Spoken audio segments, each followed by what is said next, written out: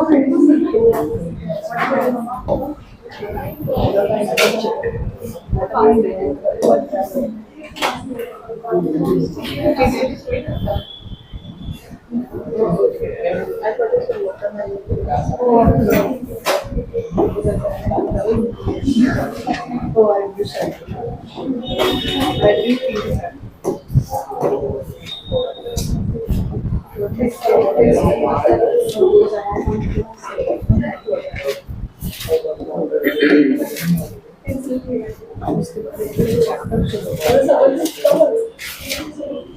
Everyone, एक question मैं कर रहा हूं जो हमने अपने फर्स्ट क्लास में किया था ऑफ पीएनसी। पीएनसी मतलब परम्यूटेशन कॉम्बिनेशन, ठीक है, मैं आगे से पीएनसी ही बोलूंगा। वो क्वेश्चन ये था, how many 4 letter words containing G can be formed using letters of daughter when repetition is not allowed and repetition is allowed. ये क्वेश्चन याद है आप सब? ठीक है, ये क्वेश्चन हमने कैसे किया था कि मेरे पास 8 लेटर्स अवेलेबल है फ्रॉम डॉटर और मुझे 4 लेटर वर्ड बनाना है, राइट। सो 4 लेटर्स के 4 पोजीशंस मैंने खोल लिए। अब फर्स्ट सिनेरियो है जहाँ पे रिपीटिशन अलाउड नहीं है। तो एक सिनेरियो होगा कि मैंने यहाँ पे जी डाल दिया, यानी यहाँ के लिए मेरे पास एक ही ऑप्शन है, फर्स्ट पोजीशन पे जी डाल दिया और बाकी पोजीशंस के लिए क्या 8 में से एक यहाँ होगा, तो 7, 6, 5 ये ऑप्शंस हो गए। ठीक है, एक सिनेरियो होगा कि सेकंड पोजीशन में जी डाल दिया तो 7, 6, 5, एक में थर्ड और एक में फोर्थ। ठीक है, इस तरह से चारों पोजीशन के आंसर आ जाएंगे और आंसर आ जाएगा हमारा। ठीक है, अब सेकंड सिनेरियो था जहां पे repetition is allowed. Repetition is allowed मतलब कि मेरे पास 4 पोजीशन है जो मुझे फिल करने हैं और रिपीटिशन अलाउड है। ठीक है, तो हमने ये कैसे किया था, इफ यू गाइस रिमेंबर, कि हमें एक वर्ड चाहिए जिसमें जी होना ही है। हमने ये कॉम्प्लीमेंट्री मेथड से किया था। कॉम्प्लीमेंट्री मेथड में क्या होता है कि पहले हम total number of words identify कर लेते हैं, दैट इज 8, 8, 8, 8, क्योंकि रिपीटिशन अलाउड है, कोई भी कैरेक्टर्स हम बार बार रिपीट कर सकते हैं। तो 8 टू द पावर 4 मेरे टोटल वर्ड्स हो जाएंगे। ठीक है, और फिर हमने टोटल वर्ड्स वो आइडेंटिफाई कर रहे थे, ये 4 लेटर वाले जिसमें जी होगा ही नहीं, विदाउट जी। ठीक है, तो वो मेरे 7 लेटर्स रह जाएंगे, तो वो -7 टू द पावर 4 हमने कर लिया। यू गाइस रिमेंबर, ये क्वेश्चन हमने ऐसे किया था कि यहाँ पे 7, 7, 7 करूंगा तो 7 टू द पावर 4, तो ये टोटल वर्ड्स है, these are the words without G. तो अगर हम सब्ट्रैक्ट करेंगे तो विद जी वाले सारे वर्ड्स आ जाएंगे। ठीक है, अब जो क्वेरी अराइज हुआ उसके बाद वो ये था कि instead of doing like complementary method for the second part where repetition is allowed, अगर मेरे पास 4 पोजीशंस है तो मैं ये कर सकता हूँ क्या, फर्स्ट पोजीशन में जी फिक्स कर दिया मैंने, जी तो हमें चाहिए, that's what the scenario is saying कि जी 4 लेटर वर्ड्स कंटेनिंग जी होना ही चाहिए।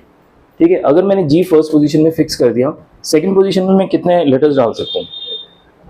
हाँ, 8 लेटर्स है, रिपीटिशन अलाउड है, तो वापस मैं 8 डाल पाऊंगा यहाँ पे। ठीक है, यहाँ पे 1 है, यहाँ पे 8 है, यहाँ पे 8 है। ठीक है, एक और सिनेरियो ऐसे हो सकता है कि मैंने ऐसे 4 पोजीशंस किए, इस बार मैंने सेकंड पोजीशन में जी किया। ठीक है, तो सेकंड पोजीशन के लिए मेरे पास एक ऑप्शन है, फिर 8, 8, 8 यहाँ पे आ सकते हैं। इस तरह से एक थर्ड का और एक फोर्थ का। ठीक है, तो ये क्या हो गया, 8 क्यूब, और ये 8 क्यूब 3 बार यानी 4 × 8 क्यूब, ये मेरा आंसर आना चाहिए। ठीक है, बट ये वो आंसर नहीं है जो हम पहले निकाल रहे थे। This answer is different, this answer is different. ऐसा क्यों?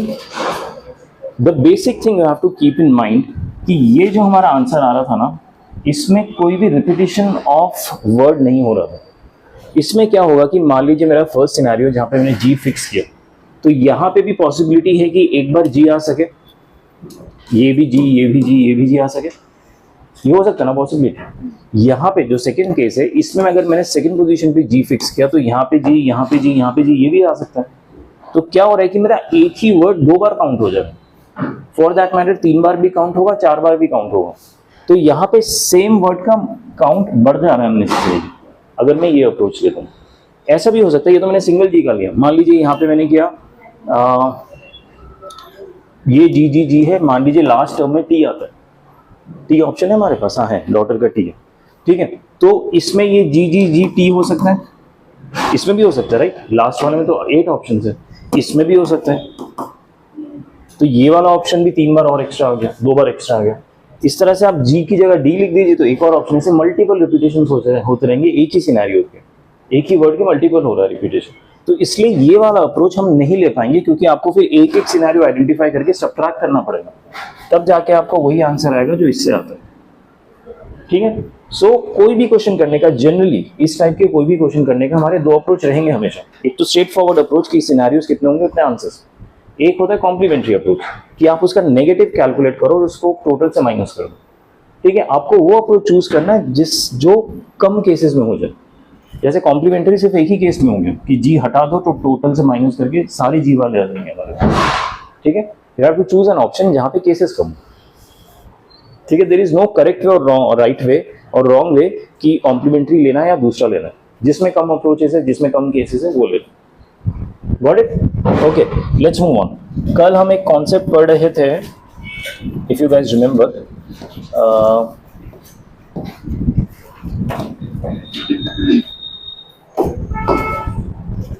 हाँ,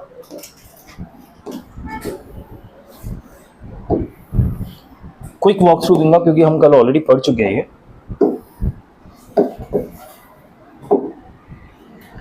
number of ways of arranging r distinct object at r places. मतलब मेरे पास 1 2 3 ऑब्जेक्ट 1 ऑब्जेक्ट 2 ऑब्जेक्ट 3 है, ऑब्जेक्ट आर तक, और मेरे पास जो पोजीशंस है यानी जो प्लेसेस हैं वो भी आर ही है, टोटल आर पोजीशंस ही है।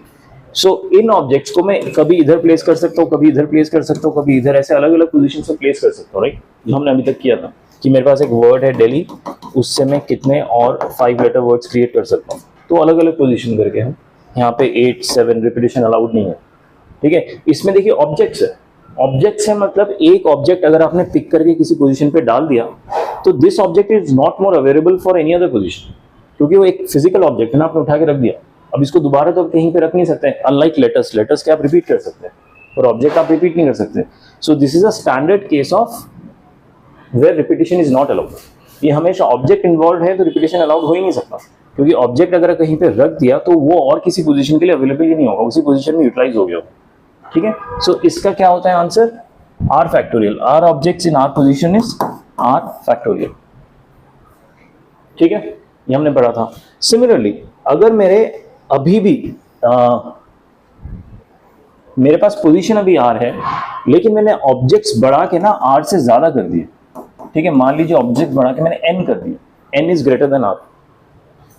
ठीक है, ऑब्जेक्ट ज्यादा हो गए लेकिन पोजीशंस अभी भी आर ही है, तो इसमें अब मैं आर फैक्टोरियल नहीं लगा पाऊंगा। इसमें मुझे क्या फॉर्मूला लगाना है? N C r. ये फॉर्मूला हमने कल पढ़ा था, कॉम्बिनेशन का फॉर्मूला है। अभी के लिए फॉर्मूला याद रखिए, परम्यूटेशन कॉम्बिनेशन क्या होता है एग्जैक्टली वो हम बाद में पढ़ेंगे। ठीक है, इसका फॉर्मूला होता है एन फैक्टोरियल डिवाइडेड बाय ऊपर एन नीचे आर का फैक्टोरियल, फिर इन दोनों का subtraction, n minus r factorial. याद रहेगा ये? ठीक है, अब इस चैप्टर में हम किस किस टाइप के क्वेश्चन को डील करने वाले हैं वो देख लेते हैं। 3 प्राइमरी टाइप ऑफ क्वेश्चंस आएंगे। ठीक है, एक क्वेश्चन आएगा जहां पे आपको सिलेक्शन करना होगा। सिलेक्शन मतलब कि जैसे ऑब्जेक्ट्स दिए उसमें से 3 सिलेक्ट कीजिए, आपको सिलेक्ट करके अलग अलग तरीके के आप क्या सिलेक्शन कर सकते हैं वो एक टाइप का क्वेश्चन होगा। जैसे डेली वर्ड का हमने या फिर जंगल वर्ड का कल जो क्वेश्चंस किए थे उसमें हमने क्या किया था, वर्ड सिलेक्ट कर करके डिफरेंट अरेंजमेंट किए थे, वो अरेंजमेंट का क्वेश्चन था। ठीक है, just to give an example, अभी तक हमने सिलेक्शन कुछ किया ही नहीं था क्योंकि हमारे पास जितने वर्ड्स थे हम पूरे यूज कर रहे थे। ऐसे नहीं था कि हम इसमें से सिर्फ 4 ही यूज कर सकते हैं, यूज हम सारे कर सकते हैं बट 4 पोजीशन में डालना है। ठीक है, इसके यूसेज में कोई रिस्ट्रिक्शन नहीं था। ठीक है, तो सिलेक्शन पे कोई रिस्ट्रिक्शन नहीं था, लेकिन अभी हम क्वेश्चन करेंगे जिसमें सिलेक्शन भी एक ऑप्शन होगा कि हम कैसे सिलेक्ट कर सकते हैं कुछ पर्टिकुलर कंडीशन के बेस पे। ठीक है, फिर होगा सिलेक्ट करके अरेंज करना। ठीक है, और थर्ड होगा कि आपने सिलेक्ट करके अरेंज किया उसको फर्दर डिस्ट्रीब्यूट करना। इस टाइप के क्वेश्चंस आएंगे। ठीक है, जब हम क्वेश्चंस करेंगे तब आप और समझ आएगा आपको। कुछ क्वेश्चंस देखते हैं अभी। The questions we are going to do right now are based on वो आर फैक्टोरियल एंड एनसीआर बोले।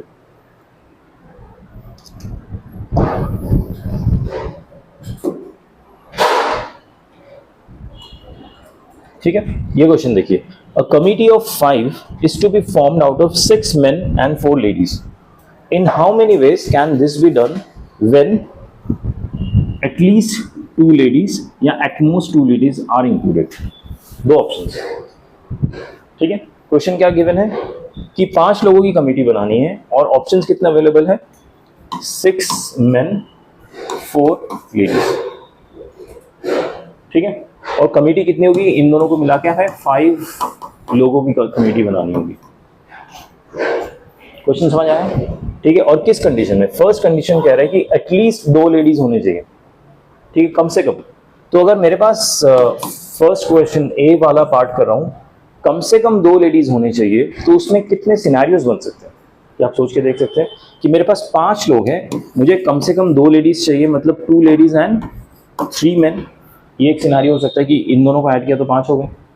अब इन्होंने कहा है कि एटलीस्ट, क्या इसका मतलब ये है कि 3 लेडीज हो सकता है, 3 लेडीज हो सकता है, क्योंकि एटलीस्ट 2 चाहिए, 3 होगा तो कोई दिक्कत नहीं है। अगर 3 लेडीज हो गए तो मेन कितने हो जाएंगे, 2, 4 लेडीज 1 मैन, ठीक है, 5 लेडीज 0 मैन। ये भी हो सकता है, क्यों नहीं हो सकता, एग्जैक्टली ऑप्शन में ही मुझे 4 पे रिस्ट्रिक्ट कर गए, तो ये ऑप्शन ही नहीं आ सकता। अगर यहाँ पे 5 लेडीज होता तो ये ऑप्शन आ जाता, ठीक है, समझ आया। तो ये मेरे पास 3 सिनेरियोज हो गए। तो अगर मुझे 4 लेडीज में से 2 लेडीज सिलेक्ट करने, मतलब मेरे पास n ऑब्जेक्ट्स है और मुझे r ऑब्जेक्ट सिलेक्ट करने, तो क्या लगेगा फॉर्मूला, n ऑब्जेक्ट्स अवेलेबल है टोटल 4 और सिलेक्ट सिर्फ 2 ही करना है यानी r, तो इसका लगेगा NCR यानी 4C2। Number of way of selecting 2 ladies out of 4 ladies is 4C2। समझ आया। क्या हमारा ये सिनेरियो खत्म हो गया, ये जॉब खत्म हो गया, नहीं, अभी एक सब जॉब 1 खत्म हुआ है। अभी कमेटी बनाने के लिए मुझे 5 लोग चाहिए, मैंने 2 ही क्या सिलेक्शन किया, तो यहां पे एक और क्या आएगा, एंड अब मुझे 6 मेन में से 3 मेन सिलेक्ट करने हैं, यानी 6C3। समझ आया क्या किया मैंने। अब मेरा फर्स्ट जॉब का एक सिनेरियो खत्म हुआ, जॉब खत्म हुआ लेकिन एक ही सिनेरियो, अभी 2 सिनेरियोज और बचे। समझ आया यहाँ तक, किसी को डाउट है ये स्टेप कैसे लिखा मैंने। अच्छा, अब इसको सॉल्व करते हैं। 4C2 को कैसे सॉल्व करेंगे, 4 फैक्टोरियल अपॉन 2 फैक्टोरियल और फिर 4 minus 2 factorial, that would be 2 factorial again. समझ आया। और into 6 factorial divided bye 3 factorial, फिर 6 माइनस 3, फिर से 3 फैक्टोरियल आ जाएगा।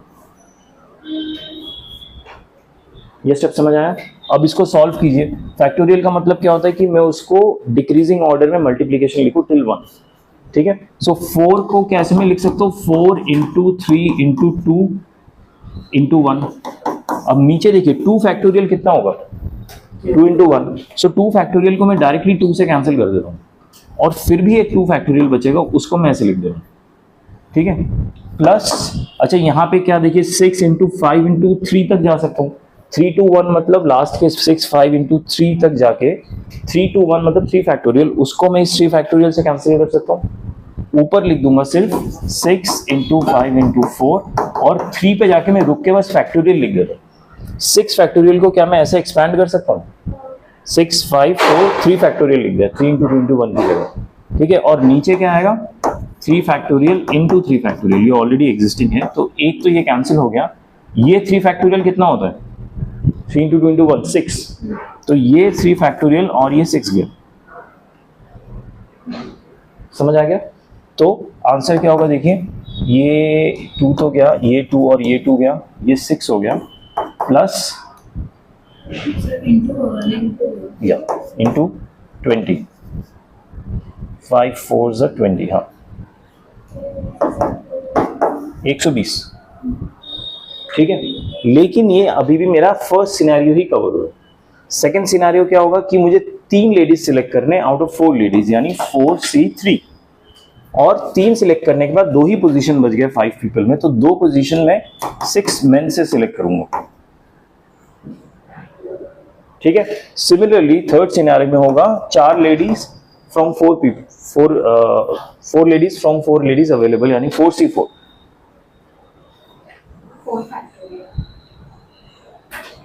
हाँ, now there comes the trick, यहां पे 4 फैक्टोरियल क्यों नहीं होगा? देखिए उसमें भी एक चीज होता है, इसमें हमने क्या पढ़ा, अगर मेरे पास 4 या फिर रादर आर डिस्टिंक्ट ऑब्जेक्ट है, ठीक है। अभी यहाँ पे प्रॉब्लम क्या हो रहा है ना, लेडीज तो ऑब्वियसली डिस्टिंक्ट होगी, सिमिलर लेडीज नहीं होगी, 4 अलग अलग लेडीज होंगी, ठीक है। मुझे 4 पोजीशन फिल करने, लेकिन मान लीजिए ये मेरे 4 पोजीशन है, P1 P2 P3 P4, 5th position मैंने मेन के लिए खाली छोड़ा, इसलिए 5th में यहाँ पे डाल रहा हूँ। 4 पोजीशन में 4 लेडीज फिल करने हैं। अब लेडी 1 यहाँ पे है, लेडी 2 यहाँ पे, लेडी 3 यहाँ पे, लेडी 4 यहाँ पे, ठीक है। या फिर यहाँ पे लेडी 2 है, यहाँ पे लेडी 1 है, लेडी 3 है, लेडी 4 है। ये जो मैंने डिफरेंट पोजीशन में डिफरेंट लेडीज को डाला ना, it doesn't make any difference. Committee में अभी भी यही 4 लेडीज होंगे। The positioning, the order doesn't matter here, ठीक है। जहां पे ऑर्डर मैटर नहीं करना, मतलब देखिए कमिटी मतलब कि एक रूम में 5 लोग बैठ के कुछ भी आर्बिट डिस्कशन कर रहे होंगे, तो वो लेडीज कहां बैठ रही है, पहले कौन बैठा है, दूसरे पोजीशन में कौन बैठा है, ये मैटर नहीं करता। As long as 4 ladies are sitting, हमारा कंडीशन है कि 4 लेडीज होना चाहिए। पहले पोजीशन में कौन बैठ रहा है, लास्ट पोजीशन में कौन बैठ रहा है, is irrelevant. Unlike the question of juggling the words, जो हमने वो क्वेश्चन किए थे कि वहां पे वर्ड लेटर कहां प्लेस्ड है, उससे वर्ड का मीनिंग वो बदल जाता है, क्या कहते हैं, meaning I can't say, but different word बन जाता है। अनलाइक दैट यहाँ पे वैसा नहीं हो रहा, ठीक है। यहाँ पे इसलिए 4 फैक्टोरियल नहीं आएगा, इसलिए वो जो डिस्टिंक्ट था ना, इसका मतलब होता है कि जब आप इसका पोजीशन या ऑर्डर चेंज करेंगे, उससे नया एक सिनेरियो क्रिएट हो जाए, बट उससे कोई नया सिनेरियो क्रिएट नहीं हुआ, इसलिए हम 4C3 ही यूज करेंगे इंस्टेड ऑफ 4 फैक्टोरियल। ये समझ आया क्यों? ठीक है। और ये हम डिटेल में कब पढ़ेंगे, जब हम परम्यूटेशन एंड कॉम्बिनेशन के इंडिविजुअल डेफिनेशन पढ़ेंगे। जब ये ऑर्डर मैटर करता है तब हम परम्यूटेशन यूज करते हैं कि लेडी 1 कहाँ बैठी है, लेडी 2 कहाँ बैठी है। अगर वो पोजीशनिंग मैटर कर जाता है ना, तो हम परम्यूटेशन यूज करते हैं, जिससे आपका आंसर आएगा 4 फैक्टोरियल, ठीक है। लेकिन जब ये ऑर्डर मैटर नहीं करता कि लेडी 1 किस सीट पे बैठी है और लेडी 4 किस पे बैठी है, as long as they're in committee, कहीं पे भी बैठे, डजंट मैटर, ठीक है, तो हम कॉम्बिनेशन यूज करते हैं, इसलिए 4C4, ठीक है, not 4 factorial. Okay. And 1 man के लिए क्या होगा, 6C1।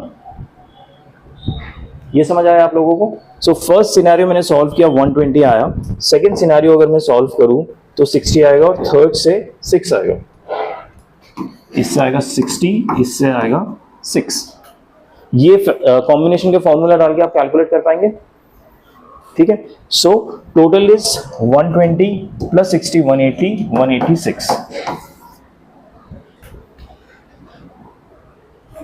समझ आया आप लोगों को कैसे करना है? इसलिए अगर आपको समझ आ गया तो अब ये करके दिखाइए, B, where at most 2 ladies are included. Same question लेकिन एट मोस्ट 2 है।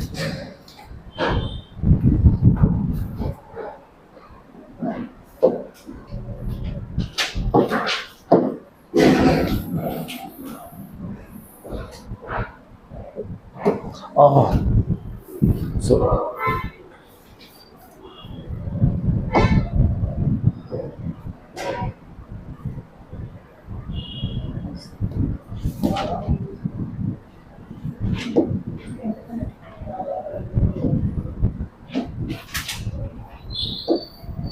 नो, क्वेश्चन गायब हो गया, ठीक है। क्वेश्चन गायब हो चुका है, तो मैं आपको लिख के दिखाता हूं। हाँ बोलिए। ओके, देखो अंडू वही नहीं है, क्योंकि पता है क्या किया मैंने कर दिया क्लीन। क्लीन मतलब पूरा। अगर मैं कुछ लिख देता हूं उसके बाद अंडू करता हूं तो वो हट जाता है, लेकिन अंडू ऐसे काम नहीं करता। एनीवेज मैं क्वेश्चन ही लिख देता हूं।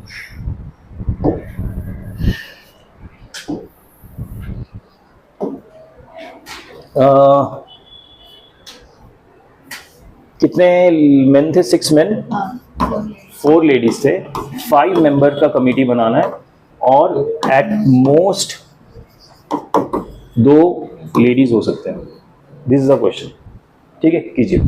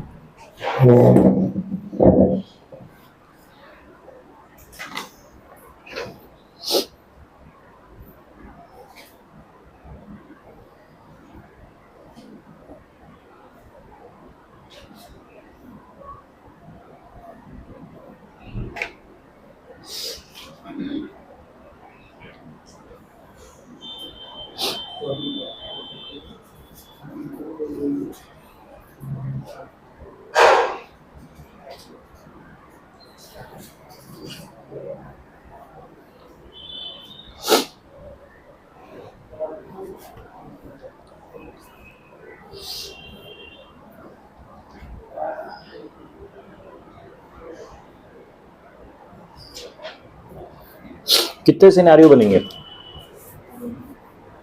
3 कैसे कैसे?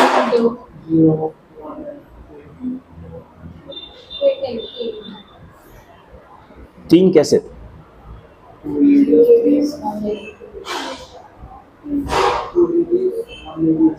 ओके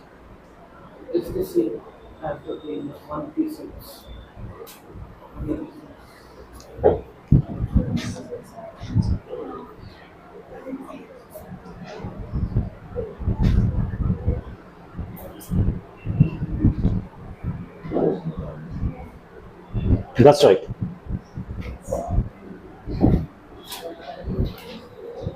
एक सिनारियो हो सकता है क्योंकि क्वेश्चन में ये कहीं नहीं लिखा हुआ था कि कम से कम एक लेडी चाहिए ही, ऐसा नहीं था, राइट? एटमोस्ट 2 लेडीज हो सकते हैं। तो अगर एटमोस्ट 2 लेडीज है तो 2 लेडीज एंड 3 मेन, ये मैक्सिमम होगा। फिर होगा 1 लेडी 4 मेन और एक होगा 0 लेडी 5 मेन। 5 मेन क्यों हो सकता है? क्योंकि मेरे पास 6 मेन का ऑप्शन अवेलेबल है, इसलिए। समझ आया? किसी को डाउट है इसमें? बोलो। नहीं समझ आया? नहीं समझ आया या डाउट नहीं है? क्वेश्चन क्या है, समझ आया? एटमोस्ट 2 लेडीज होने चाहिए टीम में। एटमोस्ट 3 लेडीज मतलब कि मैक्सिमम 2 ही लेडीज हो सकती। तो एक टीम ऐसा फॉर्म हो सकता है जिसमें 2 लेडीज हो और 3 मेन हो सकता है। क्या एक टीम ऐसा हो सकता है जिसमें 1 लेडी हो और 4 मेन हो? ये हो सकता है। क्या एक टीम ऐसा हो सकता है जिसमें एक भी लेडी ना हो और 5 के 5 मेन हो? ये भी हो सकता है ना। एटमोस्ट 2 है, मिनिमम उन्होंने कुछ बोला ही नहीं है। तो अगर ये सॉल्व किया तो आंसर जो भी आएगा, क्या आएगा इसका आंसर? चलो इन टर्म्स ऑफ एनसीआर लिख देता हूँ। 2 लेडीज पिक करना आउट ऑफ 4, यानी 4C2 इंटू 6C3, राइट? इसमें डाउट है? अगले सिनारियो में क्या होगा? 4C1 into 6C4। अगला सिनारियो क्या हो गया? 4C0 6C5। ठीक है। अभी ये देखिए क्या होगा, 4 factorial divided bye 0 factorial divided bye 4 minus 0, यानी 4 फैक्टोरियल। तो 4 फैक्टोरियल फैक्टोरियल कैंसिल, 0 फैक्टोरियल कितना होता है? क्यों 1 होता है? क्योंकि वो डेफिनेशन है, इसमें एक्सप्लेनेशन नहीं आएगा। ठीक है, समझ आ गया? तो I think I don't know 90 या 80 1996 ऐसा कुछ आएगा, 186। अच्छा मैंने उड़ा ही दिया।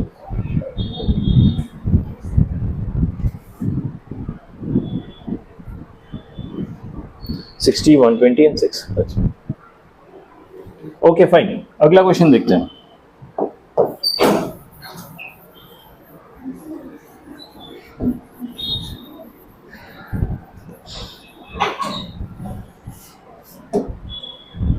Four couples, husband and wife, decide to form a committee of 4 members.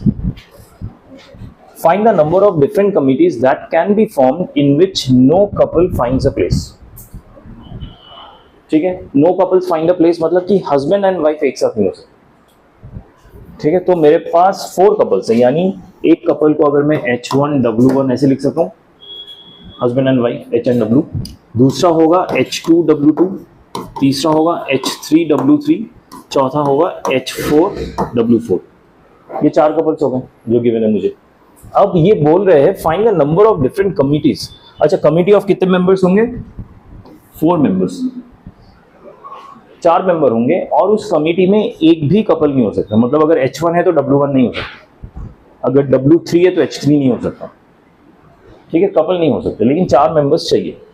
तो find the different committees that can be formed in which no couples find a place. तो अगेन इसमें हमें करना है सिलेक्शन। सिलेक्शन इस तरीके से करना है कि कोई भी कपल ना फॉर्म हो। तो इसमें हम केस बाय केस ही कर सकते हैं। ठीक है, सो केस बाय केस कैसे करेंगे कि 4 लोग पिक करने हैं। So can my case 1 be कि मैंने चारों के चारों हस्बैंड पिक कर लिए, right? So case 1 would be 4 husband available हैं और मैंने 4C4 कर लिया, 4 हस्बैंड पिक कर लिए, तो अब कपल नहीं बना। हाँ, तो एक मेरा ये केस हो गया। दूसरा केस क्या हो सकता है कि मैंने 3 हस्बैंड पिक किए, ठीक है, यानी 4C3, और अब एक वाइफ पिक करना है। ठीक है, क्या इन तीनों वाइफ से किसी को पिक कर पाऊंगा मैं?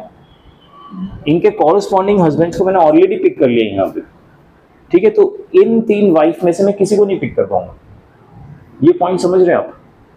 4C3 करके 4 में से 3 हस्बैंड मैंने पिक कर लिए।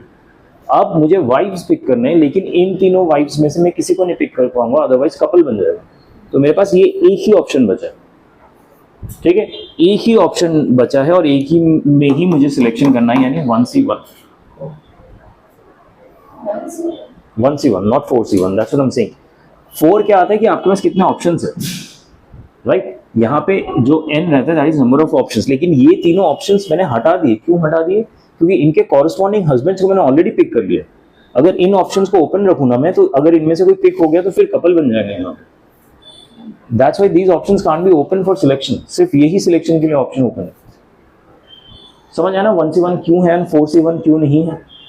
ओके, एक और सिनेरियो क्या हो सकता है कि इस बार 3 हस्बैंड पिक किया, अब 2 हस्बैंड पिक करते, ठीक है। 2 हस्बैंड पिक किया मतलब 4C2, ठीक है। 4C2 मतलब इन दोनों को मैंने मान लीजिए पिक किया, तो मेरे पास सिलेक्शन ऑफ वाइफ्स इसी 2 के ऑप्शन से ही पिक करना पड़ेगा, इनको मैं चूज ही नहीं कर सकता। यानी वो 2 वाइफ्स और अदर 2 कमिटी मेंबर्स यहीं से ही आएंगे, ठीक है। फोर्थ सिनेरियो क्या हो सकता है कि मैंने 4 में से एक ही हस्बैंड को पिक किया, राइट। 4 में से एक ही हस्बैंड को पिक किया, तो बाकी जो 3 मेंबर्स है वो 3 वाइफ से पिक कर सकता हूं।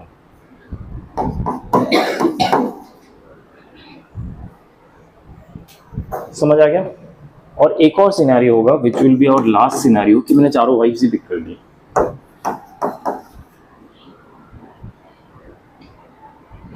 समझ आया? अब आगे ये मत सोच लेना कि मैंने हस्बैंड को बेस रख के वाइफ्स को के काउंट मैनिपुलेट करते हुए सिनेरियोस बना लिया। अब आगे जाके क्या करूंगा कि 4 वाइफ्स तो सिलेक्ट कर लिए, इसके बाद मैं 3 वाइफ सिलेक्ट करूंगा और कॉरेस्पॉन्डिंग एक हस्बैंड सिलेक्ट करूंगा। ऐसे नहीं हो सकता, क्योंकि वो सिनेरियो ऑलरेडी यहाँ पे कवर हो गया होगा, ठीक है। जो 3 वाइफ वाला सिनेरियो यहाँ पे ऑलरेडी कवर हो गया। बोलो, ठीक है। इसको सॉल्व करते हैं। 4C4 वैल्यू कभी भी आपको कोई भी ऐसा दिखेगा ना कि NCN इस फॉर्म का कॉम्बिनेशन का फॉर्मूला, इसका आंसर हमेशा 1 आएगा, ठीक है। तो this is 1, this is also 1, last वाला। इसको कैसे सॉल्व करेंगे? 4C3 अगर एक कम दिखता है, कभी भी एक कम दिखता है C के साथ, तो आंसर ये ऊपर वाला होगा 4, ठीक है। और इसमें देखो दोनों सेम है, यानी 1। इसमें देखो 2 कम है, तो इसको करके देख लो। 4 into 2 नीचे 4 into 3 सॉरी, नीचे 2 फैक्टोरियल से ये 2 फैक्टोरियल कट जाएगा, एक तो 2 बचेगा और ये तो 1 है, 6, ठीक है। एंड व्हाट अबाउट दिस 4 1 4 नीचे आएगा 4 3 2, नीचे आएगा एक 1 फैक्टोरियल और एक 3 फैक्टोरियल। 3 फैक्टोरियल ये खत्म, ये 4 बचेगा into 1 4 12। I don't think 12 is correct. अच्छा यहाँ पे 4 भी है, हाँ करेक्ट, 60, ठीक है। 1 + 4 + 6 + 4 + 1 16। समझ आया? केस बाय केस बेसिस करके आराम आराम से ठंडे दिमाग से करना। आगे बढ़ूं?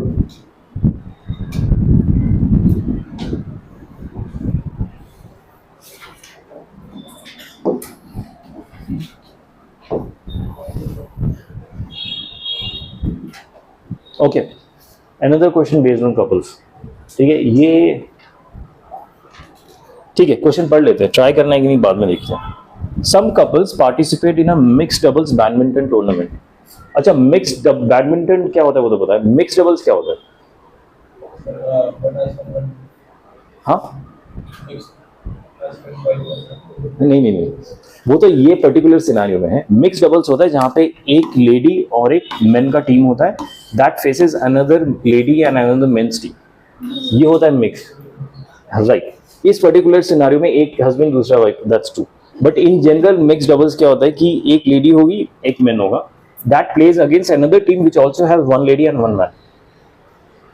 ठीक है, इसको कहते हैं मिक्स डबल्स। या badminton, tennis, table tennis, lawn tennis कहीं पे भी हो सकता है। ठीक है, अब क्वेश्चन कह रहा है कि some couples participate in a mix double badminton tournament. ठीक है, तो कितने कपल्स पार्टिसिपेट किए इन्होंने ये नहीं बताया, बट लिखा है some couples. If the number of matches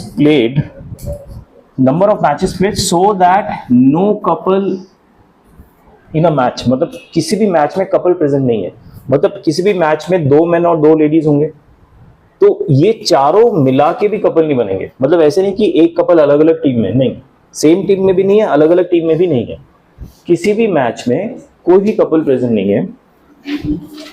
if the number of matches played so that no couples in a match is 840। 840 क्या है? Number of matches. ये जो नंबर ऑफ मैचेस प्लेज है 840 प्ले किया गया है, so that there are no couple in a match, then the total number of persons who participate in the tournament is, कितने लोगों ने पार्टिसिपेट किया टूर्नामेंट में।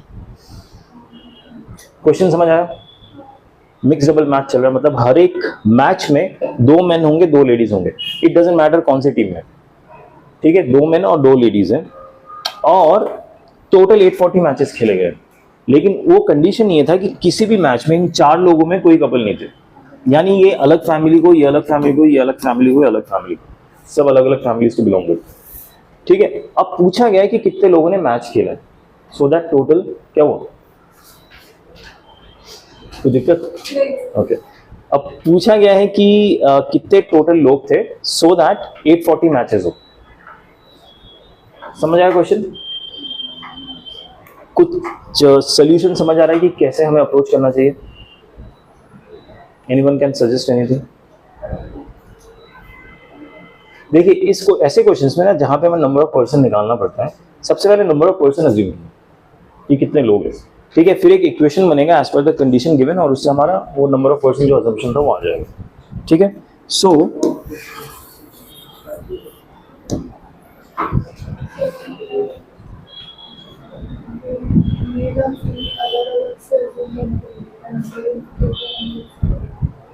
well it's up to us, you can take any approach। ठीक है, I think अलग अलग assume करने की जरूरत नहीं है, क्योंकि जितने मेल होंगे उतने ही फीमेल होंगे, राइट, क्योंकि कपल्स में सब, तो it doesn't matter. So what I can assume is कि नंबर ऑफ कपल्स कितने हैं। अगर मेरे पास नंबर ऑफ कपल्स मान लीजिए n है, ठीक है, सो मेरे पेयर्स कैसे होंगे, not the playing pairs, but ऐसा एक H1W1 का पेयर होगा, राइट, ऐसे ही एक H2W2 का होगा। कितने कपल्स है टोटल? n, तो ये कहां तक जाएगा? HNWN। कितने पेयर्स है? प्लेयर्स कितने होंगे? How many players will be there? 2n। 2n players होंगे। हमें क्या निकालना है? Total number of person who participate, मतलब मुझे 2n की वैल्यू निकालनी है। क्यों? एक मैच में 4 प्लेयर्स। दैट्स फाइन, एक मैच में 4 player, I agree. Number of players 4n के होने चाहिए। मान लीजिए कि 4 कपल खेलने आए तो 8 लोग आए, एक मैच में अभी भी 4-4 हो सकते हैं। जितने कपल्स आए उसके डबल ही तो लोग होंगे ना।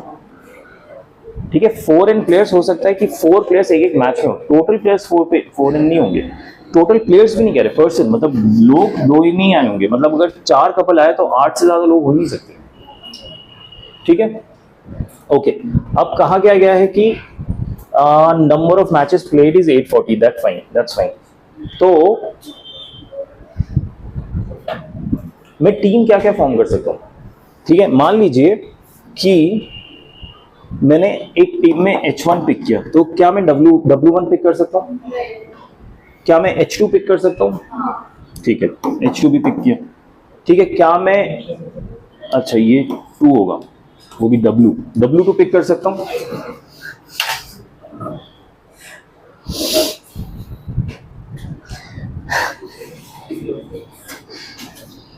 अच्छा, W2 पिक कर सकते हो कि नहीं? हाँ या ना?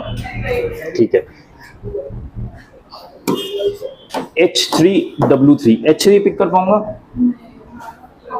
ऐसे उन्होंने कहा है क्या कि लेडीज चाहिए, सारे जेंट्स भी हो सकते हैं, सारे लेडीज भी हो सकते हैं? ओह या दैट मीन्स मैं H3 नहीं पिक कर सकता, मुझे अब W3 ही पिक करना पड़ेगा एंड नेक्स्ट कपल से W4 ही पिक करना पड़ेगा। समझ आया क्यों? क्योंकि मिक्स कपल है तो दो लेडीज दो जेंट्स चाहिए। तो ये मेरा एक प्लेइंग टीम हो सकता है which will play against each other. ठीक है, आप इसमें ये ध्यान दीजिए कि मिक्स डबल्स है यानी H1 H2 टीम नहीं बन सकता। ठीक है, या तो इसका H1 W3 टीम बनेगा which will play against H2 W4, दूसरा टीम बनेगा H1 W4 which will play against H2 W3। इसके अलावा कोई कॉम्बिनेशन बन सकता है? दैट मीन्स जो मैं 4 प्लेयर सिलेक्ट कर रहा हूं ना, उसमें से ये 2 का कॉम्बिनेशन बनता है। ठीक है, अब 4 प्लेयर जो सिलेक्शन करना है वो मुझे 2 हस्बैंड से करना है और 2 वाइफ से करना है। ठीक है, हस्बैंड टोटल कितने अवेलेबल है? n। ठीक है, टोटल n हस्बैंड्स अवेलेबल है, उससे मुझे 2 प्लेयर सिलेक्ट करने हैं यानी NC2। समझ आया? एक गेम के लिए, एक मैच के लिए मुझे 4 लोग सिलेक्ट करने हैं और मिक्स डबल से यानी 2 हस्बैंड और 2 वाइफ चाहिए। तो एक नंबर ऑफ हस्बैंड्स n है तो NC2 मुझे करना ही पड़ेगा। ठीक है, अब मुझे 2 वाइफ भी सिलेक्ट करने हैं, तो 2 वाइफ सिलेक्ट करने के लिए मेरे पास कितने ऑप्शंस होंगे बचे हुए? देखिए n-2। क्यों? क्योंकि 2 हस्बैंड सिलेक्ट कर लिए, उनके कॉरस्पॉन्डिंग वाइफ्स को हम अब सिलेक्ट नहीं कर सकते, so that the couple is not form. So n-2 C2। Okay, NC2 समझ आया? मेरे पास जो कपल्स अवेलेबल है उसमें से n हस्बैंड्स हैं और मुझे टोटल 4 सिलेक्ट करने हैं प्लेयर्स, 4 में से 2 हस्बैंड होंगे, तो n हस्बैंड्स में से मैंने 2 हस्बैंड सिलेक्ट कर लिए। अब मुझे 2 वाइफ्स भी सिलेक्ट करने हैं, लेकिन इन हस्बैंड के कॉरस्पॉन्डिंग वाइफ्स में सिलेक्ट नहीं कर सकता क्योंकि उन्होंने कहा है कि कपल्स नहीं खेल सकते। तो मुझे जो रिमेनिंग वाइफ्स हैं यानी n वाइफ्स में से इन दोनों वाइफ्स को हटा दिया तो n-2 रिमेनिंग वाइफ्स हैं, उनमें से 2 सिलेक्ट करने।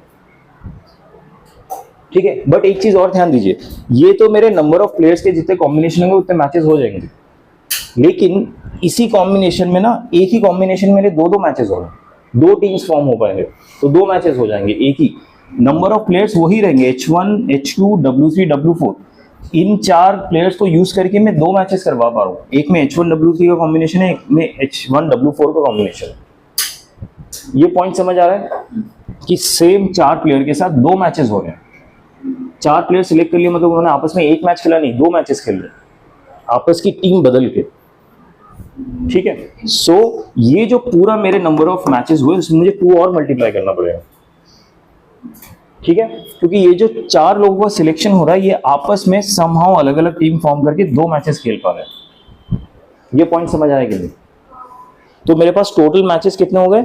NC2 into n-2 C2 into 2 और टोटल मैचेस गिवन है मुझे 840, यानी अगर इसको सॉल्व करूंगा तो आंसर आ जाएगा। अब सवाल इसको सॉल्व कैसे करना है? देखिए, जब भी फैक्टोरियल्स के क्वेश्चन होता है ना, it's not that difficult to solve. Factorials मतलब आधी से ज्यादा चीजें तो कट ही जाएंगी, जो बाकी बचेगा उसमें से ये जरूरी नहीं है कि आप स्टैंडर्ड क्वाड्रेटिक इक्वेशन अप्रोच या वैसे अप्रोच लगाएं, आपको उस अप्रोच को थोड़ा सा सेंसिबली करना पड़ेगा। इट्स नॉट कि हमेशा कोई स्टैंडर्ड अप्रोच लगे, आपको जज करना पड़ेगा वो इक्वेशन देखिए क्या इक्वेशन है। ठीक है, NC2 सॉल्व करता हूं, that would be n factorial upon 2 factorial into n-2 factorial NC2। n-2 क्या होगा? n-2 C2 होगा, ऊपर तो आएगा n-2 factorial divided bye n-2 factorial into नहीं 2 फैक्टोरियल n-4 हो जाएगा, n-4 फैक्टोरियल इंटू 2। अच्छा, इंटू 2 नीचे लिख रहा हूं, this would be equal to 840। इज दैट फाइन? अब देखिए यहाँ पे n-2 फैक्टोरियल और ये वाला तो कैंसिल हो गया, ऊपर बचा n फैक्टोरियल। अच्छा, अगर मुझे n फैक्टोरियल एक्सपैंड करना हो तो कैसे एक्सपैंड करेंगे? जब मैं 8 फैक्टोरियल एक्सपैंड करता हूँ तो कैसे करता हूँ? एक नंबर कम करता रहता हूँ, 8 करता हूँ, फिर 7 लिखता हूँ, फिर 6। तो n फैक्टोरियल को एक्सपैंड करूंगा तो n इंटू n-1 n-2, और वो कहाँ जाके रुकेगा? 1 फैक्टोरियल पे नहीं, डिजिट 1 के मल्टीप्लीकेशन। ठीक है, सो ये n फैक्टोरियल को मैं एक्सपैंड कर रहा हूँ n into n-1 n-2 n-3 n-4। अब 4 पे जाके मैं रुक जाऊंगा, क्यों? क्योंकि मुझे दिख रहा है डिनोमिनेटर में एक n-4 ऑलरेडी अवेलेबल है 4 फैक्टोरियल, तो उसके साथ कैंसिल हो जाएगा। तो इसलिए मैं n-4 फैक्टोरियल पे जाके रुक गया और आगे जाने की जरूरत ही नहीं पड़ी मुझे। ठीक है, ऊपर ये तो ऑलरेडी कैंसिल हो चुका था, तो बाकी बचा डिनोमिनेटर। मैंने ऊपर ये ना इंटू 2 बचा हुआ है, ये जो नीचे लिखा था ये वाला इंटू 2 बचा है, this is equal to 840। Denominator में क्या बचेगा, अब देखिए ये 2 फैक्टोरियल है और n-4 फैक्टोरियल, एक और 2 फैक्टोरियल आया हुआ है क्या? हाँ, तो उसको मैं 2 लिख देता हूँ। ठीक है, सो अब देखिए ये और ये कैंसिल हो गया, ये और ये कैंसिल हो गया, ये 2 फैक्टोरियल 2 होगा, इसको मैं RHS में ऊपर ले जाता हूँ। ठीक है,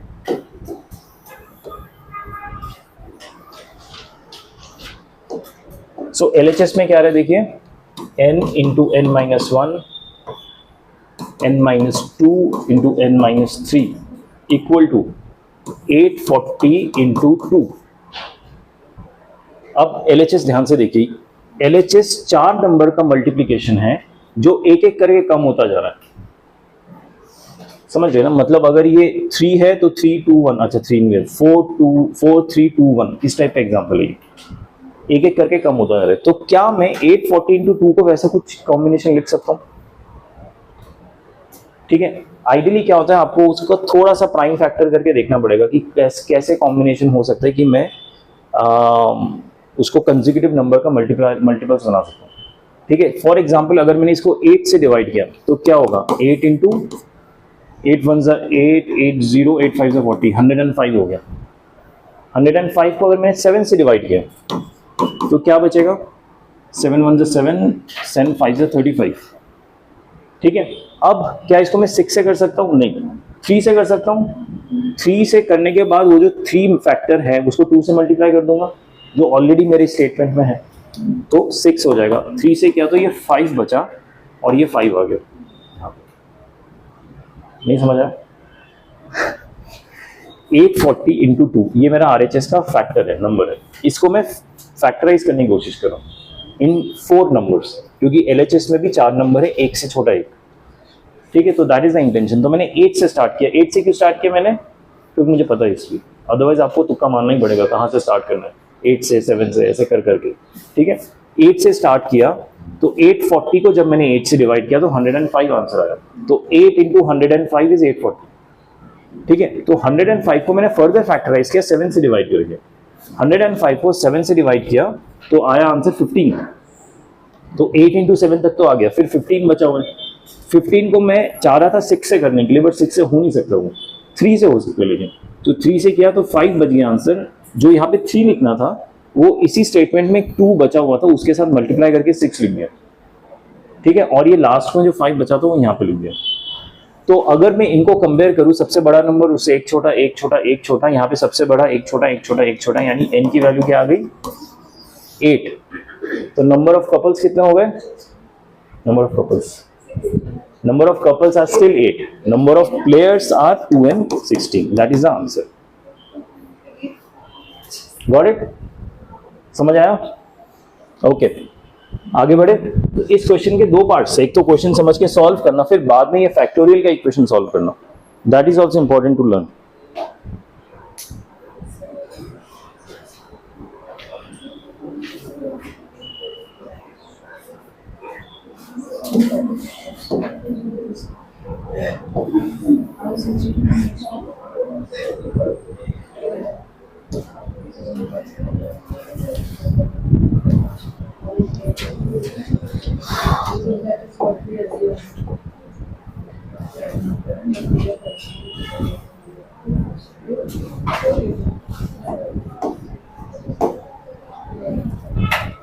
ओके, अगला क्वेश्चन देखिए।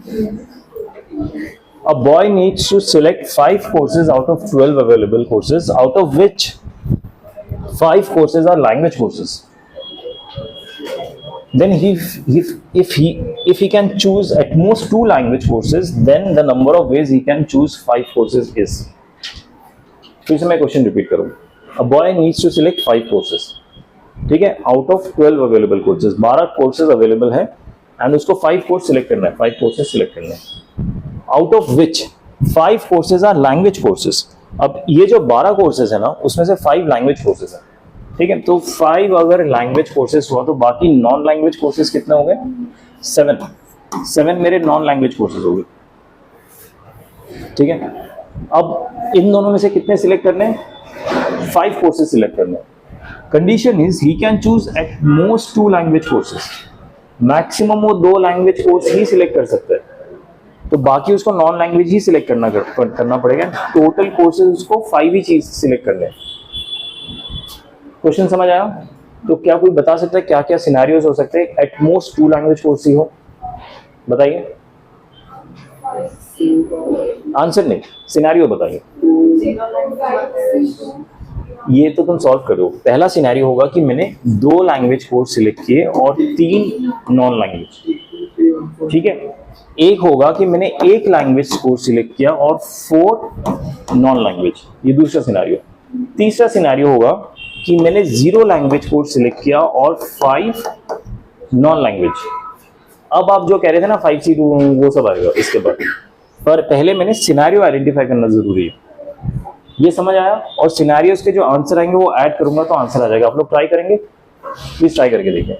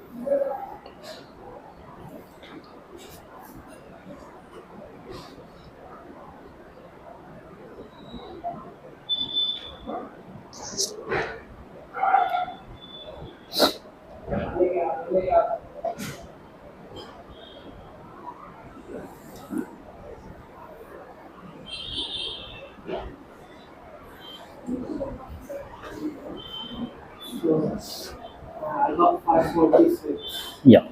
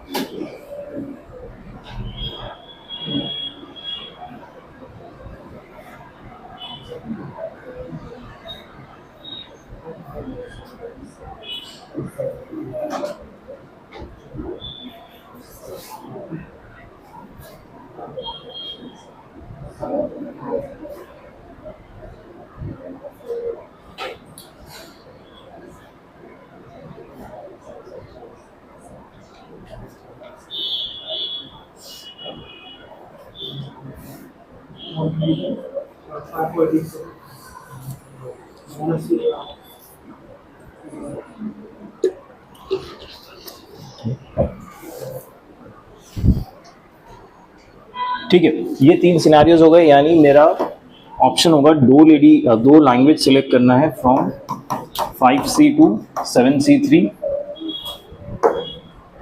5C1 7C4 5C0 7C5। इसका आंसर निकाल के ऐड कर देना। दैट्स इट, स्ट्रेट फॉरवर्ड है ना, इसमें तो और कुछ है नहीं।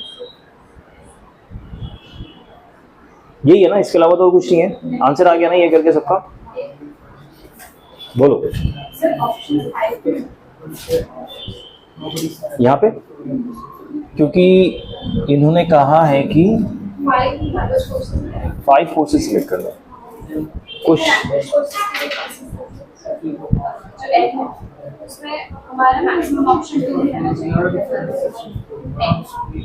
That is one of the case, maximum 2 हो सकते हैं। ये मेरा फर्स्ट सिनेरियो, क्योंकि लैंग्वेज कोर्स पे मुझे रेस्ट्रिक्शन डाल दिया गया है कि आप 2 ही सिलेक्ट कर सकते हैं एट मोस्ट, 2 से ज्यादा नहीं सिलेक्ट कर सकते।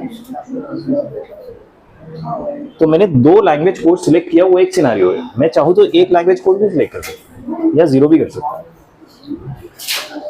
समझ आया?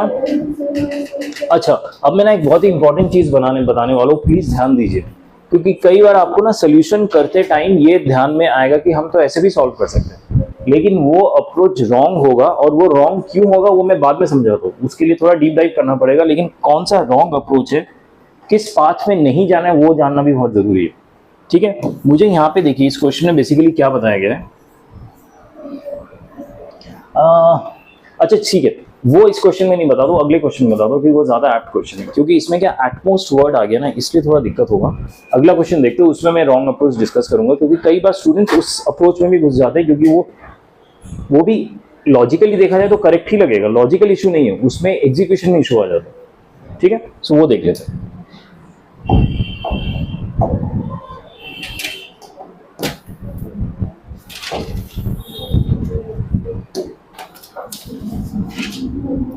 ये क्वेश्चन देखिए, an examination paper containing 12 question consist of 2 parts A and B.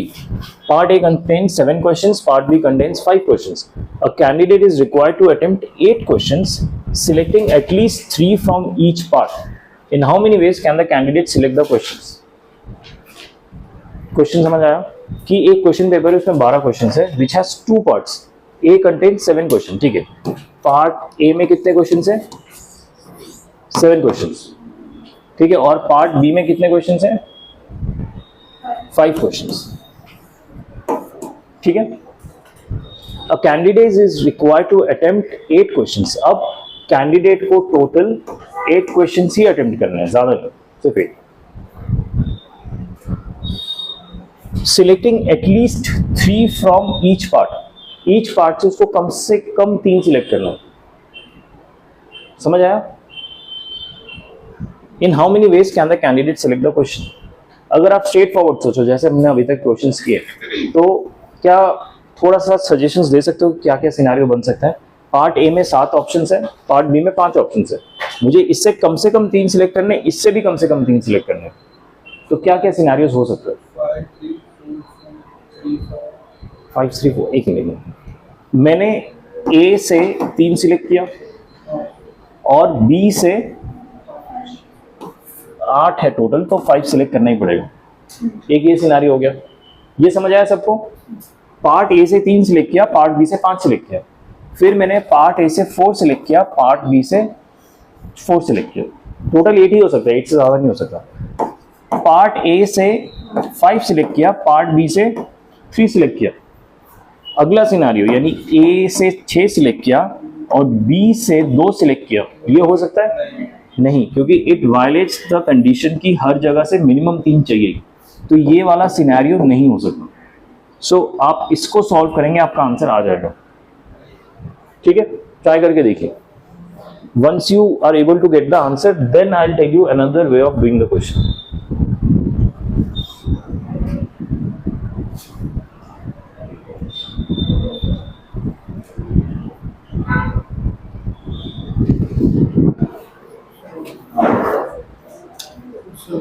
Yeah.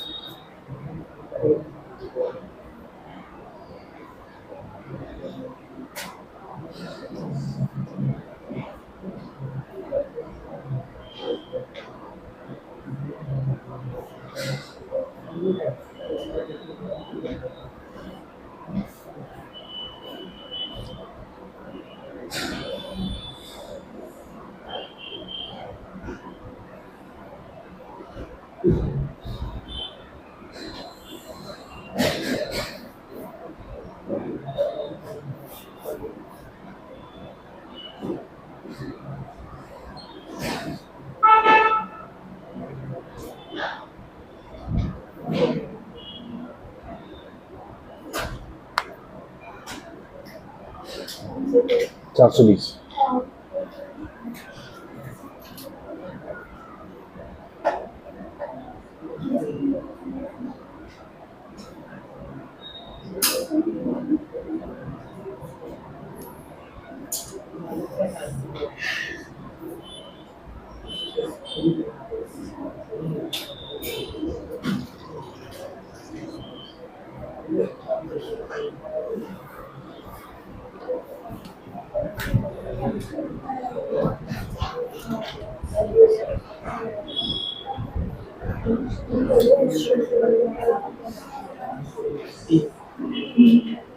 हम्म, 420 आया सबका आंसर? किसी को डाउट है इसमें? अच्छा, अब मैं आपको एक और तरीका बता दूं ये क्वेश्चन करने का। आप बताइए मुझे समझ आए कि नहीं, आप लोगों को समझ आए कि नहीं। हमें इससे 3 सिलेक्ट करना है और इससे 3 सिलेक्ट करना है, राइट। पार्ट ए में मेरे पास 7 ऑप्शन है, तो जो 3 मैंडेटरी सिलेक्शन है, क्या मैं उसको ऐसे लिख सकता हूँ 7C3 कि 7 क्वेश्चन मैंने 3 मैंडेटरी सिलेक्शन कर लिए, ठीक है। टोटल 8 सिलेक्ट करना है, 8 में से 3 हो गया। पार्ट बी में से भी मैंने 5 क्वेश्चन में से 3 मैंडेटरी सिलेक्शन कर लिए, ठीक है। अब मुझे और कितने क्वेश्चन सिलेक्ट करने हैं? और 2 करने हैं। 2 कैसे? 6 हो गए, 2 करने हैं, ठीक है। यहां से 3 ऑप्शंस चले गए, यहां से 3 ऑप्शंस चले गए, तो यहाँ पे बचा कितने? 3 ऑप्शन जाने के बाद 4 बचा, यहाँ पे 2 बचा। 7 में से 3 क्वेश्चन यहाँ चले गए, राइट। 2 4 और बच गए। 5 में से 3 क्वेश्चन चले गए, 2 और बच गए, तो टोटल क्वेश्चंस कितने बच गए? 6। 6 में से कितने सिलेक्ट करने हैं? और 2 इंटू 6C2। ऐसा अप्रोच हो सकता है? आपको ये अप्रोच समझ आया क्या? मैंने 3 बोला गया है कि मुझे चूज करना ही है, there is no other way, ठीक है। तो मैंने इससे 3 चूज किया, इससे 3 चूज किया, तो 6 सिलेक्शन हो गए मेरे आउट ऑफ 7 एंड 5। जो रिमेनिंग क्वेश्चन बचे 6, 4 और 2 का 6, उसमें से मुझे और 2 सिलेक्ट करना है, तो एंड में मैंने 6C2 मल्टीप्लाई कर दिया। क्या समझ आ रहा है या नहीं आ रहा है? क्या ये सही? ये जो पार्ट समझाने के पहले मैं सोचता हूँ कि ये समझाना जरूरी है कि नहीं, ठीक है। एक्चुअली अगर मैं नहीं भी समझाना ये जो सिनेरियो, तो भी आपका काम चल जाएगा। ये सिनेरियो समझाने का मेरा पर्पस है कि परम्यूटेशन कॉम्बिनेशन जब आप कॉन्सेप्चुअल लेवल पे समझ जाएंगे ना, तो आपको क्वेश्चंस में कंफ्यूजन कम होगा कि कौन सा अप्रोच लेना है, नहीं लेना है। That is the only purpose. My purpose is not to solve the question, आप सॉल्व कर चुके हो, ठीक है। सिनेरियो में दोबारा समझा रहा हूं। मुझे बोला गया है कि एटलीस्ट 3 सिलेक्ट करनी है, मतलब कम से कम 3 सिलेक्ट करनी है। तो जो एटलीस्ट वाला पार्ट है वो हम पहले सॉल्व कर लेते हैं। तो ए में से 3 सिलेक्ट करने हैं। ए में मेरे पास 7 ऑप्शन है, तो 7 में से मैंने 3 सिलेक्ट कर लिए, 7C3। तो मेरा एटलीस्ट का एक कंस्ट्रेंट चला गया। दूसरा कंस्ट्रेंट क्या है कि बी से भी 3 सिलेक्ट करने हैं, तो मैंने 5C3 भी सिलेक्ट कर लिया। 5 में से 3 सिलेक्ट कर लिए, दूसरा कंस्ट्रेंट भी चला गया। अभी इस 7 में से मैं ऑलरेडी 3 सिलेक्ट कर चुका हूं, तो 7 में से कितने क्वेश्चन बच गए? 4, 4। पार्ट बी के 5 में से 3 सिलेक्ट कर चुका हूं, तो पार्ट बी के कितने क्वेश्चन बच गए? 2, ठीक है। तो टोटल क्वेश्चन कितने बच गए? अभी भी 6 बच गए, इसका 4 और इसका 2। अब मैटर नहीं करता मैं कौन सा क्वेश्चन पिक करता हूं, जो मिनिमम कंस्ट्रेंट था वो तो मैंने फुलफिल कर ही दिया ना। 6 क्वेश्चन बच गए, इसमें से मैं कोई भी 2 पिक कर सकता हूँ, भले ही वो ए का हो या बी का हो, doesn't matter, because there is no further constraint. तो जो 2 क्वेश्चन बच गए वो क्या मैं इन 6 क्वेश्चन से पिक कर सकता हूँ? 6C2 कर सकता हूँ, राइट। इसमें कोई लॉजिकल फैलेसी लग रहा है आपको? लग रहा है कि लॉजिकली ये करेक्ट नहीं है? नहीं लग रहा, राइट। लेकिन ये मैथमेटिकली इनकरेक्ट क्यों है वो मैं आपको समझा रहा हूँ। देखिए, जब आप ठीक है, एक काम करते हैं, इसको थोड़ा सा और मैं डिटेल्ड करता हूं।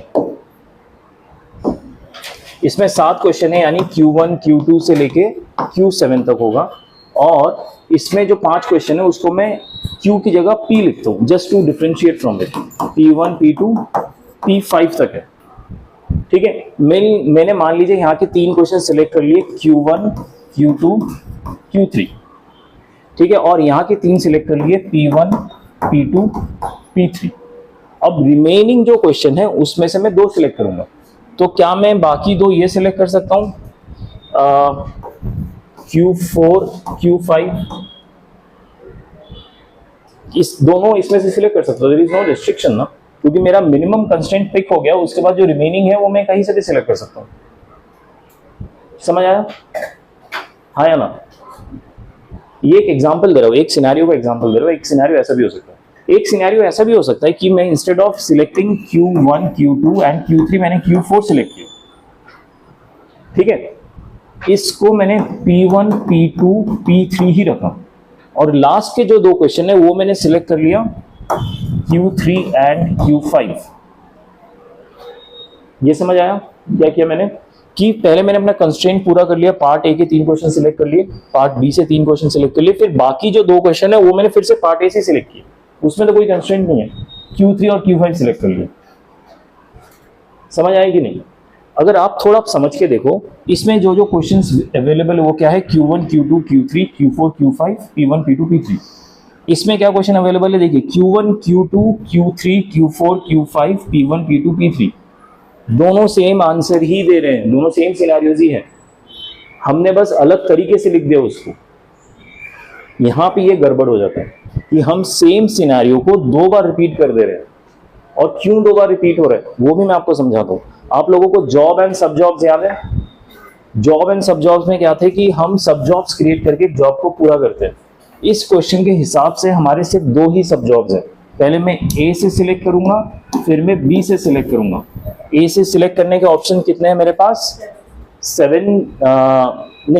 7 में से C3 या C4 डिपेंडिंग ऑन सिनेरियो, या C5। हमने 3 केसेस क्रिएट किए थे ना, ठीक है, तो 3 केसेस में से एक सब जॉब किया मैंने, सब जॉब 1, फिर सब जॉब 2 किया, तो मेरा जॉब खत्म हो गया। इसमें क्या हो रहा है कि मैं 3 सब जॉब्स क्रिएट कर दे रहा हूं। एक सब जॉब है 3 इससे सिलेक्ट किया, 3 इससे सिलेक्ट किया, और 2 बाकियों में से सिलेक्ट किया।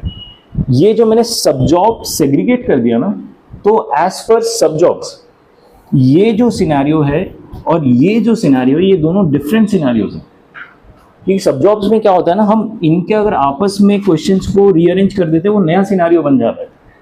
इस चीज का ध्यान रखिए, ठीक है। सो इट्स वेरी इंपॉर्टेंट कि क्वेश्चन के हिसाब से हमें कितने सब जॉब्स क्रिएट करने हैं, ठीक है। कंफ्यूज मत होइए, मैं जो समझाने की कोशिश कर रहा हूं, अगर आप सिर्फ एग्जांपल ध्यान में रख के समझ सकते हैं तो दैट्स फाइन एनफ, कि ये दोनों सेम ही scenario as per our requirement, ठीक है। लेकिन ये जो मैंने 3 सब जॉब्स क्रिएट कर दिए ना, सब जॉब के हिसाब से ये सही चल रहा है। सब जॉब यही कहेगा कि नहीं, मुझे ये सब जॉब 1 और ये सब जॉब 2 अलग है, इसमें भी सब जॉब 1 और सब जॉब 3, नॉट 2, 3 अलग है, सब जॉब 2 तो ये है, 3 अलग है। सो आई एम फाइन, सब जॉब इज सेइंग कि मैंने अपने हिसाब से सही आंसर दिया, लेकिन जॉब कह रहा है कि नहीं, तुमने सही नहीं दिया, तुमने तो रिपीट ही कर दिया सेम चीज। तो फिर सब जॉब का कहना है कि नहीं, फिर ये 3 सब जॉब का क्वेश्चन ही नहीं है, 2 का है, ठीक है। इसलिए नंबर ऑफ सब जॉब्स जो आप क्रिएट करेंगे ना as per scenario, it becomes very important, otherwise आपके ऑप्शंस रिपीट हो जाएंगे, ठीक है। आपको याद है हमने आज जो फर्स्ट क्वेश्चन किया था डॉटर वाला, ठीक है, इसमें भी यही इशू आ रहा था कि हम मल्टीपल ऐसे क्रिएट कर रहे थे कि एक ही सिनेरियो बार बार रिपीट हो रहा था, we were not realising it, ठीक है। इसलिए नंबर ऑफ सब जॉब्स क्रिएट करना बहुत इंपॉर्टेंट चीज है, ये मेरा पॉइंट है, ठीक है। कभी भी इस लाइन पे मत चले जाना कि जिसमें ज्यादा सब जॉब्स क्रिएट हो जा रहे हैं, then they have asked, otherwise आपके सिनेरियो रिपीट होने लग जाएंगे, ठीक है। So this is a very conceptual thing, दिमाग में रखिए। किसी क्वेश्चन में गलत अप्रोच होने से आपको रोकेगा। हो सकता है सही अप्रोच आप नहीं कर पा रहे हो due to complexity, but at least गलत क्या है आपको इतना पता चल जाएगा, ठीक है। Okay, let's move ahead.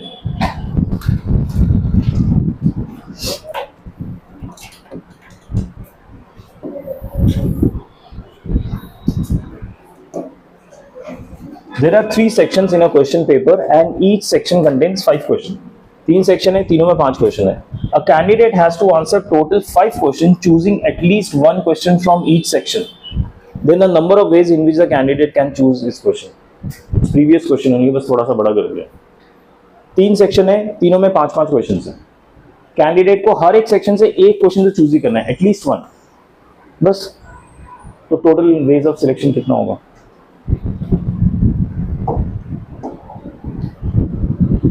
कीजिए फटाफट।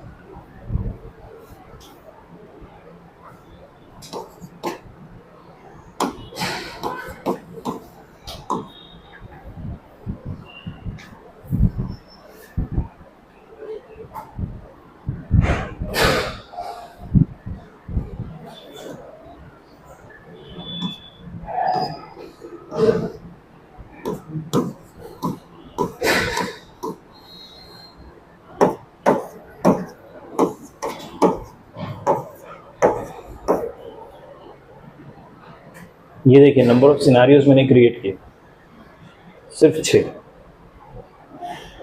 ठीक है। इसमें डाउट है क्या किसी को? प्लीज बताइए। ये ठीक है, ओके। तो इसका आंसर क्या होगा देखिए, कितने हैं हर एक में? 5 क्वेश्चन, 5C1, 5C1, 5C3। ये होगा 5C1, 5C3, 5C1, 5C3, 5C1, 5C1। अब एक चीज़ ध्यान दीजिए, ये जो मैंने सॉल्व किया ना, ये तीनों सेम ही, बस C3 अलग अलग पोजीशन पे प्लेस है। तो आप इसको सीधा 3 इंटू कर सकते हैं instead of repeating every time, क्योंकि तीनों का आंसर सेम आने वाला है, इंटू 3 लिख दीजिए। सिमिलरली यहाँ पे भी होगा, तीनों सेम आंसर देंगे बट 3 टाइम्स आप लिख दीजिए सीधा। सो 3 टाइम्स ऑफ दिस। अच्छा सॉल्व भी कर देते हैं, सॉल्व कर दोगे या कर लोगे? चेक कर देते हैं। हो गया सॉल्व? क्या ऑप्शन आया? 8, ठीक है।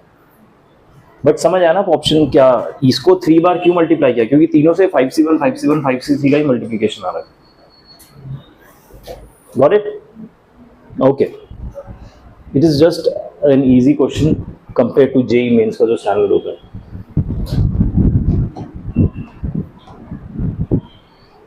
Okay, last question.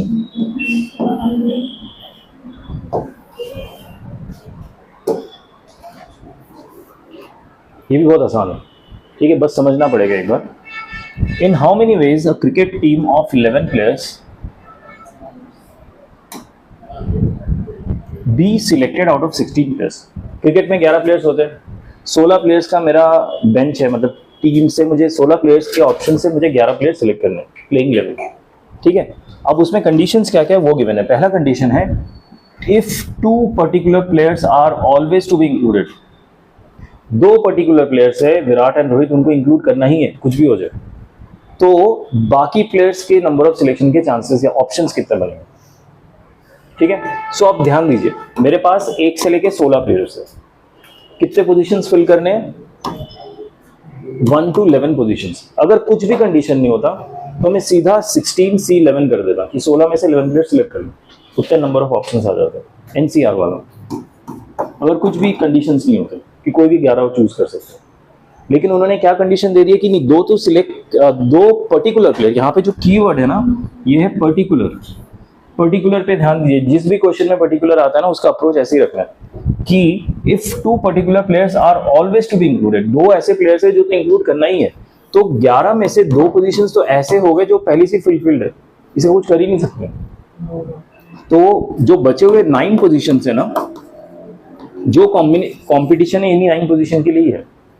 तो 16 में से 2 प्लेयर तो पहले से फिक्स है कि ये तो खेलने वाले हैं, तो वो आप सोचिए भी मत कि वहां पे कोई और आएगा, ठीक है। तो 16 में से अब 14 प्लेयर बचेंगे, 14 प्लेयर्स में से मुझे 9 प्लेयर सेलेक्ट करना है। तो इसका आंसर क्या होगा? 14C9। सॉल्व करेंगे, आंसर आ जाएगा। समझ आया क्वेश्चन? पक्का? ओके। सेकेंड सिनेरियो क्या है? If 1 particular player is to be excluded. अब एक ऐसा प्लेयर है जिसको बस डाल रखा है 16 में, उसको इंक्लूड करना ही नहीं कभी भी, हमेशा एक्सक्लूडेड रखना। कौन? ठीक है, 1 से 16 प्लेयर्स हैं, उसमें से एक ऐसा प्लेयर है जिसको कभी इंक्लूड नहीं करना, ठीक है। तो बेसिकली अगर उसको कभी इंक्लूड नहीं करना तो मेरे पास नंबर ऑफ अवेलेबल प्लेयर्स कितने हो गए? 16 में से एक को इंक्लूड ही नहीं करना तो 15 ही रह गए बस, क्योंकि 16th प्लेयर को हम इंक्लूड करेंगे ही नहीं। 15 प्लेयर्स रह गए और हमें कितने का टीम बनाना है? 11 का। तो इसका आंसर क्या होगा? 15C11। Got it? अब थर्ड ऑप्शन क्या है? 2 particular players are to be included and 1 particular player is to be rejected, ठीक है। अब ये दोनों एक साथ है कि 2 को तो इंक्लूड करना ही है लेकिन एक को रिजेक्टेड रखना। समझ आया? तो मेरा ये first position and second position ये दोनों तो फिक्स्ड है, इसमें तो मैं किसी और को डाल ही नहीं सकता। बचे कितने? 9 पोजीशंस और बच गए, क्योंकि 11 में से 2 पोजीशन तो फिक्स्ड है उन दोनों प्लेयर्स के लिए जिनको इंक्लूड करना है। ठीक है। सो 9 पोजीशन मुझे और फिल करने हैं। 9 पोजीशन फिल करने के लिए मेरे पास कितने ऑप्शन बच गए? 16 में से 2 तो फिक्स हो गए, यानी 14 बच गए, 14। और 14 में से एक ऐसा प्लेयर है जिसको हम इंक्लूड नहीं कर सकते for whatever political reason. तो 13 प्लेयर से मुझे अब सिलेक्ट करना है, ठीक है। 13 में से मुझे 9 सिलेक्ट करना है, यानी इसका आंसर होगा 13C9, ठीक है। समझ आया सबको? तो पर्टिकुलर वाले क्वेश्चन ऐसे स्ट्रेट फॉरवर्ड होते हैं। वैसे ये ना, इसका एक और मुश्किल पार्ट भी था, मुझे वो अभी याद नहीं आ रहा, कल कराता हूँ। नहीं, कल तो हमारी क्लास नहीं, कब क्लास हमारी मंडे को है, राइट? मंडे को मैं करवाता हूँ। इसी का एक और 4th पार्ट भी है जो यहाँ पे इंक्लूडेड नहीं है, एक्चुअली कहीं पे भी इंक्लूडेड नहीं है, वो कहीं पे देखा था मैंने, तो वो पार्ट इंक्लूड करके मैं मंडे को करा दूंगा, ठीक है। दैट इज मोर इंटरेस्टिंग, ये एकदम स्ट्रेट फॉरवर्ड था, ठीक है। सो आपको होमवर्क में क्या करना है, हमारे जितने भी स्लाइड्स में क्वेश्चन है प्लीज रिपीट कीजिए। अगर आप रिपीट नहीं करेंगे, गारंटीड पीएचसी में तो ऐसा कंफ्यूजन होगा कि आपको समझ ही नहीं आएगा कहाँ पे कैसे सिनेरियोस क्रिएट करने हैं, ठीक है। ऊट पटांग आप गलत लाइन में चले जाएंगे, गलत आंसर आ जाएगा। Sticking on the right line is very important PHC, ठीक है। तो प्लीज प्रैक्टिस कीजिए। Okay, thank you, see you on Monday.